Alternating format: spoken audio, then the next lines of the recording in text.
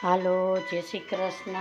YouTube ચેનલમાં Ganesha home કિચનમાં આપણું હાર્દિક સ્વાગત છે. આજે આપણે વટાણા સ્ટોર કેવી રીતે કરવા એ આપણે શીખીશું.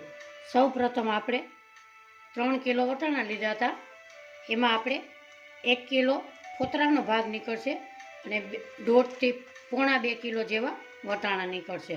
એમાં સૌ પ્રથમ તમે સારાવાલા ભરેલા અને એવા જ સરસ લેવાના છે.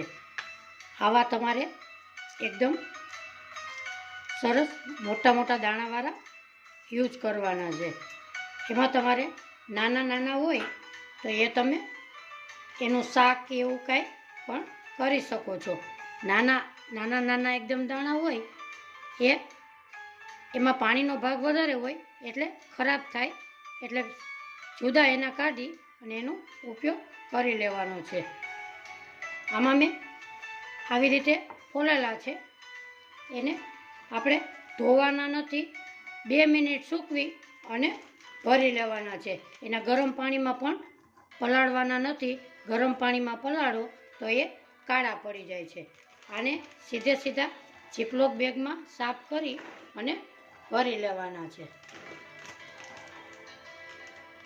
આવી રીતે તમે ભરો એટલે સરસ આખું વરસ એવા ને એવા રહે છે. મેં અહીંયા 1 વર્ષના સ્ટોર કરવા માટે એક પેક ડબ્બો ભરેલો છે. આ 1 વર્ષ સરસ આવા નવા ગ્રીન રહે છે.